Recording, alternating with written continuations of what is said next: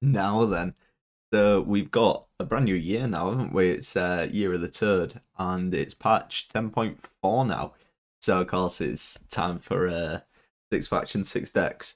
So just before I get into it, same old disclaimer kind of thing. These are decks for each faction that I'm planning to use this season. This is by no means like a meta snapshot. This isn't me saying these are best for each faction, all that kind of thing. It's more just to give you ideas. This is what I'm going to use. Here's some ideas for you to try out yourself. Because especially at times like this, when we've had new cards dropped, people sometimes don't know what to try out or just aren't that bothered about making decks. They just want to play. So that's kind of the point of this. Won't ramble on too quick because obviously we've got a lot of decks to cover. But I'm going to be putting up a video tomorrow talking a bit more in depth about content going forward. Nothing bad. If anything, it's good. I'm basically planning to ramp up content, try and get it out sort of every day. But I'll talk about that in video tomorrow. That this video is not for that. So we'll keep an eye out for that one, and we'll go into the decks. Okay, so first up we have monsters, and for monsters, I've literally just gone for Death Wish. And really this is because of the Giant Turd, which is new card out. It's 3 power, 5 provisions, has a relatively simple deploy of it just consumes a unit, but when it's in the graveyard, whenever you play a Death Wish unit, comes itself to the rear, consumes a Death Wish. So in effect, it kind of operates like a leader charge, in effect. Allows you to get that Death Wish off straight away, which is kind of something Death Wish has struggled with because Overwhelming Hunger used to be 3 charges, but because of Vi, it got dropped to 2, which obviously decimated Death Wish decks. Having 1 less leader charge is massive. It's a drop of 3 points, and it's more awkward to trigger Death Wishes. So these Giant Turds seem really nice. You don't have to rely in later rounds on having Consumes in hand, because these will be in the graveyard sort of ready to go. Consume them up. Jobs are good. Now, in terms of what we're doing, in terms of a game plan, what we typically look to do is, try and win round 1 with Death Wishes. It'll be very, very matchup dependent. If you think you're going to get pushed hard, you may have to play the Haunt. But we have the Succubuses, and we have Shoulder Lock to get another Succubus, so we can do the whole cycling Succubus every single turn, get pulled out, consume them, so on, so on, so on. We also have Dettlaff, which is huge amount of points. You can play this with 2 leader charges, and that's basically going to play for 24 points. We also have Truffle with Harpies, so we can start cycling that, set up loads of eggs. And then we just have typical control tools in the form of Vigors and Wrathy. The relatively simple deck. I don't expect this to be super strong, but monsters have always had a place in my heart, so I'm obviously going to play this kind of thing. So I think Nilfgaard probably came off best from this release of cards. I think it offers a lot of improvements on archetypes that we already kind of know are competitive. And so I think there's tons of things you could do with Nilfgaard at the moment. I think you just put a what's it called, Runesmith, Runewrite, whatever it's called, the 10 provision one that creates, improves your creates and gives you a rune word. That's an instant inclusion in Assimilate. And cards like Golden Necker are obviously very, very nice for Hyperthin and Clog and all that kind of thing. So one of the things I'm going to try is a Golden Necker Hyperthin kind of list. So these kind of lists worked before, using Sirinova. So I just kind of want to try out the Golden Necker. We've been waiting for this for ages.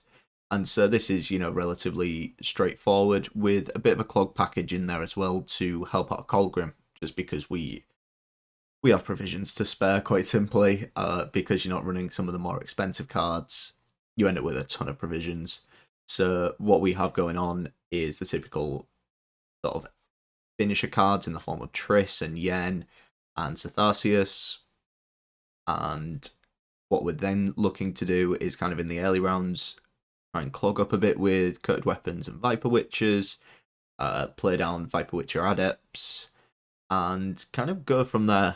We have the sort of main point drops from this deck are going to be Snowdrop with your leader, going to be Colgrim, and it's going to be the huge amount of points from your Trish, your Yen, and your Cetharsius. And of course, the general plan for like your Triss and Yen and Cetharsius is you want to get down to one card in deck, that being Imperial Golem, which is then going to boost or damage by 12. And at least trust me, I did double check going through this that in round 3 you'll end up with one card in deck if you use all your thinning. So that should work out just fine. But as always with these kind of things, it never quite does. Golden Necker is obviously a very interesting card. So this is as the same condition as Cyrenova, where you can't have 10 provision or more cards in your deck or it won't work. But what it allows you to do is play the top unit, special, and artifact from your deck. So unit, kind of whatever we get. Artifact, we actually had to get one in, so Gorgoved's gone in there. And special, probably a Dead Man's Tongue. We have a Surrender in there because I expect to see Dwarves. We have Coated Weapons. We have a Turning Joust. So we shouldn't be too bad on that. So just one thing to keep in mind, you do want that Gorgoved to stay in your deck, because Golden Necker's not going to pull an artifact if it isn't in the deck. But with just the way Tactical Decision works, that really shouldn't be a problem. So yeah, seems like a fun one. I expect quite a few people will be playing this kind of style of deck, wanting to try out Golden Necker because it seems kind of obvious. So we'll just have to see how it gets on. Now this next one is one that I have no clue if it's going to be good or not. This will either work really well or it'll be absolute garbage. But it's Golden Necker Witches for Northern Realms. So I kind of just wanted to play Golden Necker decks because it seems pretty interesting. And also wanted to try out Muta Generator. So this is one of the other new cards that kind of caught my eye a little bit. What this does is when you play a unit on the melee row, boost 5 random units on your side by 1. If they have the same provision cost, something to keep in mind. If you play a unit on the range row, it'll boost 5 random units deck, same provision cost. And this kind of makes sense with Witchers, and the reason being Griffin Witcher Adept. You typically end up with quite a few Griffin Witcher Adepts on the board, so you're going to end up with some nice targets for boosting, and with also the inclusion of the Lyrian Scytheman, you're going to be Scytheman off your leader as well. So that kind of made sense to me. In terms of what the Golden Necker's doing, playing a unit, playing units, playing a unit. In terms of specials, we have Selected Mutation and Target Practice. Both of those very solid. And then for artifacts, we have Muta Generator and we have Cast Seren, just because I didn't want to risk, missing one, pulling one into hand, not being able to play the other. And then a lot of the other stuff is pretty standard Witcher stuff. Your Leo, Eskel, Vesemir, all that kind of stuff. And we also just chucked in a Queen Meave because we had so many provisions, I didn't know what to do with them. And this kind of made sense. I don't think it's going to be incredible, but we get 1 proc on this. We're pretty happy. We also have Donomir in there to try and protect that. Also doubles up as protection for things like Keldar. And toll removal on things like Leah. And then of course we got the Cyrenova, because if we're playing Golden Necker, you might as well play Cyrenova. This is one I'm pretty excited about. I think it'll be an interesting one. How good it'll be, I say, unsure, but we'll just have to see. Now, this is probably the deck that I think everybody in the entire world wanted to play as soon as we saw the patch notes, which is Dwarves, because there's been some really nice changes to Dwarves. I won't go over these here. Obviously, the patch notes are up on the website if you want to read through it in depth. But the important bits are Zoltan Warriors had like a semi-buff. I personally see it as a buff. And most importantly, the Rowdy Dwarves now have 1 armor. So they used to be 2 power, and now they're 2 power, 1 armor, which is super, super important for Bruver, because what used to happen is you'd end up with, you spawn a load of dwarves, which is really nice, but there's dwarves that have armor, so you need to find a way to give them armor, so you need to get a dwarf chariot down, and that has to stick, and you need a few turns to get the armor, and you lose a lot of value. This way, they're sort of ready to go, and with some of the changes they've made that's been exemplified. You probably will have noticed, sorry, that there is obviously none of the new cards, and that's kind of because I kind of think most of the ones don't really work for Scoia'tael. Or at least not in this type of deck. Maybe in something else, but definitely not in this. I don't think the Giant Slayer is really that good at all. It doesn't look like a great card. I could be wrong. I may give it a try at some point, but don't expect it to be that great. And the what's it called? The Prism Pendant doesn't make sense in this deck because we're not really getting enough specials to really get the value. We also are running a Surrender because, as I kind of mentioned in the Nilfgaard deck, I fully expect to see a lot of Dwarves, and Surrender is just basically the counter to Dwarves because it's going to strip away armor as well as deal damage, so you can really stop their Broover going off. And basically this deck is praying your opponent isn't running Surrender and isn't running Erden, and then you have a good chance. If not, you're in for a bad time. But it's always fun playing Dwarves. Always a fun deck to try out, so highly recommend this one.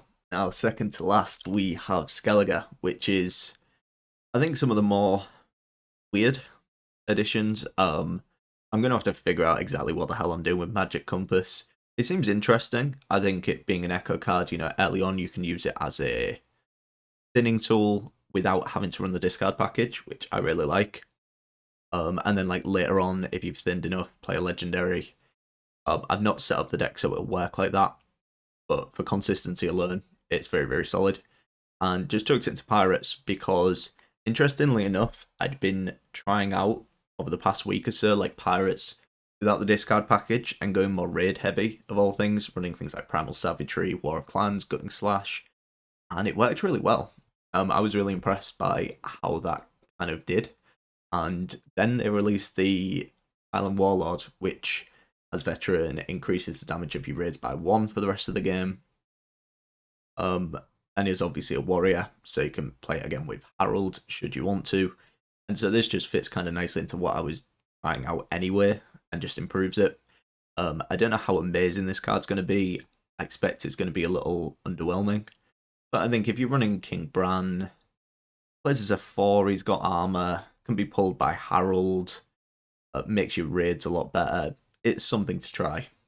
How good it's going to be, as I said, not too sure. But the rest of it's kind of standard stuff, we're running the typical kind of pirate stuff. We're running Crack and Crate, we're running Harold, running Busha, Covenant, Take V, all the standard stuff. So yeah, I don't think you wouldn't have seen Pirates before on ladder, so I think you definitely have an understanding of how this deck kind of works. You just have a lot of mid-range, very solid value cards that are just always going to get the value. And then Terror of the Seas is an absolute monster if you can get it in hand. You get a Terror of the Seas in your hand, and going into round 3, it's going to deal like 17 damage. It basically deletes anything on the board. The 5-power Karathi Heatwave, more or less. My one concern with Magic Compass is obviously seeing cards you really don't want any to go in the graveyard. You could play this and see Crack and Harold and Fuchsia. So I think there's going to be a bit of being careful with this card, not just playing it randomly. I think that's definitely going to be important. But yeah, I don't think there's anything too wild going on here beyond the Magic Compass. And this is a very sketchy card. This may just get dropped for something else if I find it's just not giving the consistency you need. If this is a bit too high rolly, just throw in a raiding fleet.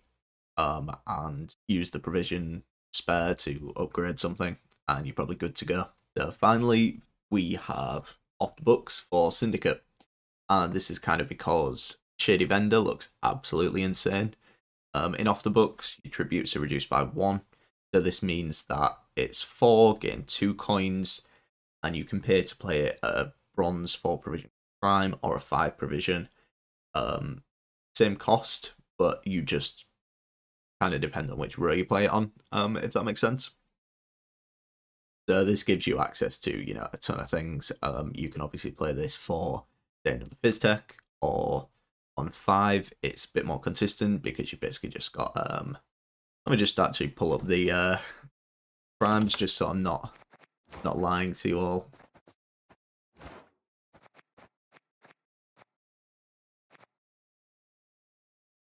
For 5 crimes, we basically have mutagens, hysteria, payday, eavesdrop, confessor, confession extractor, purge, and for 4 provision crimes, we have Fizztech, slander, dip in the pontar, plunder, which is create a 4 provision cost unit with a fee, line of credit, bloody good fun, congregation, shakedown, swindle, assault, smuggle. That's it. So yeah, there's obviously lots of options, but the value alone kind of makes it worth. And then we're running all the other tribute stuff that kind of makes sense. So King of Beggars, Jocks, Sabola, Mariels, Salamander Mage, you know, all the kind of standard stuff, all the solid Syndicate stuff, because at the moment Syndicate has a huge amount of just solid cards that just makes sense to more or less chuck them in. Also trying out Conjurer's Candle. Seems interesting. As a sort of spender that sticks around while we're running 1 Sea Jackal, you know, having access to that spender, which can be a problem. You know, not really being able to utilize those coins effectively can become a bit of an issue. But having access to a spender, like indefinitely over a couple of rounds, seems good. Seems pretty good. So that's generally the plan here. We're just doing Syndicate stuff. And just spamming the board with tribute stuff, which seems fun. And that will actually wrap up the decks. So, this season I'm almost certainly going to go for top 500. I know I've been a bit absent the last couple of weeks. Combination of coronavirus, so I was like bedridden for about a week.